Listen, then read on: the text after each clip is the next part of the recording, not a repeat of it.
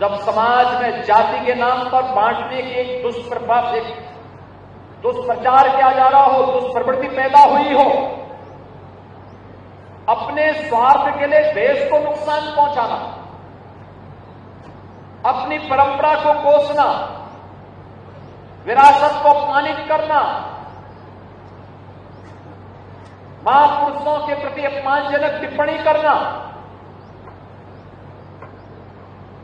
यह राजनीतिक स्वार्थों के लिए भी और साथ साथ स्वयं दूसरों के बहकावे में आकर के भी। तब ये उत्तरदायित्व हमारे मठ मंदिरों के ऊपर आ जाता है कि वह फिर से राष्ट्रीय चेतना को जागरूक करने के लिए उस अभियान को आगे बढ़ाएं, जो हर भारतीय के मन में राष्ट्रीयता का भाव पैदा कर सके, उन्हें एकता के सूत्र में बांध सके। क्योंकि मैं बार बार इस बात को देखता हूं, इतिहास उठा करके देखिए, जब भी हम बटे थे तो कटे थे।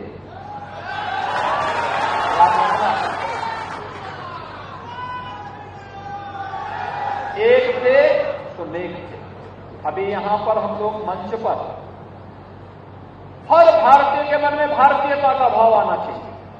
हम लोगों ने अभी मंच में वीर अब्दुल हमीद के परिवार के सदस्यों को सम्मानित किया। भारत का परमवीर चक्र भारत माता के सपूत को प्राप्त हुआ, जिन्होंने 1965 के युद्ध में दुश्मन देश पाकिस्तान को नागों चनी चबाने में भारत माता के पुत्र के रूप में दायित्व का निर्वहन किया।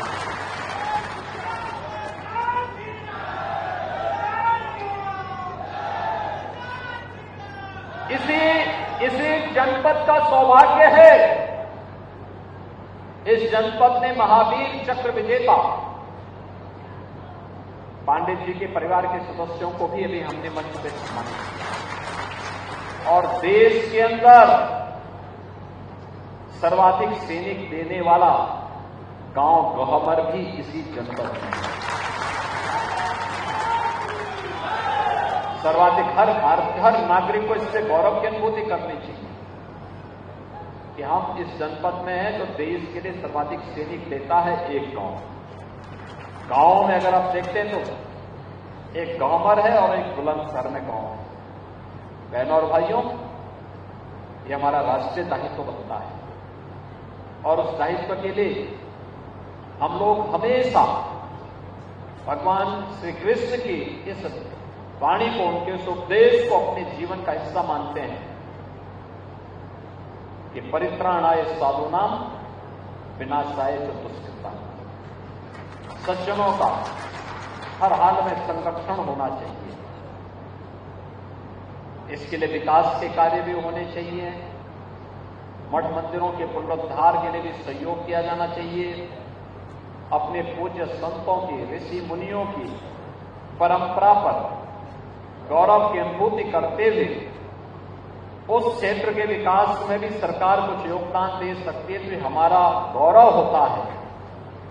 संस्कृत के शिक्षा के प्रचार प्रसार में योगदान देने के लिए सरकार पूरी प्रतिबद्धता के साथ कार्य कर रही है, लेकिन साथ साथ अपराध और अपराधियों, माफिया और माफिया प्रवृत्ति के तत्वों के लिए जीरो टॉलरेंस की नीति के तहत भी कार्य करने का कार्य सरकार कर रही है,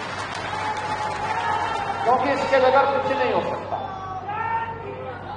क्योंकि यही तो भगवान राम और भगवान कृष्ण की शिक्षा है।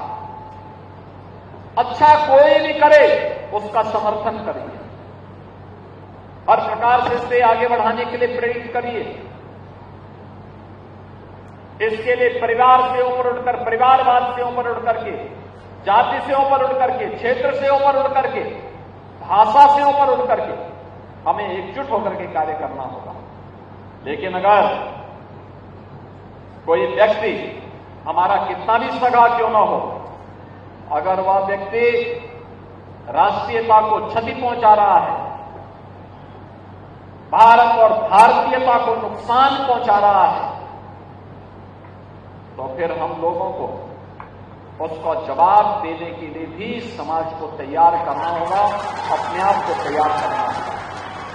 आज सरकार इन सब मूल्यों और आदर्शों की स्थापना के लिए निरंतर प्रयत्नशील है। आज ये मेरा सौभाग्य है कि 900 वर्षों की आध्यात्मिक विरासत, उच्च आध्यात्मिक विरासत के प्रतीक हमारा ये सिद्ध पीठ हत्याराम मठ में आज मुझे यहाँ पे दर्शन करने, पूजन करने का सौभाग्य प्राप्त हुआ। आप सबसे संवाद बनाने का सौभाग्य प्राप्त हुआ है। मैं आज के इस अवसर पर इस पीठ के पूज्य पीठाधीश्वर, महामंडलेश्वर पूज्य स्वामी श्री भवानी नंदन यति जी महाराज और उनसे जुड़े हुए सभी शिष्यों का मैं हृदय से आभारी हूं कि उन्होंने आज के इस आयोजन के लिए यहाँ पर एकत्र रहे और इस आयोजन में मुझे देवी भगवती मां परम्बा बुढ़िया माई का दर्शन करने का सौभाग्य उन्होंने दिया है। मैं इस अवसर पर आप सबको इस बात के लिए आश्वस्त करता हूं कि डबल इंजन की सरकार जो बोलती है वह करती है और जितना करती है उतना ही बोलती है।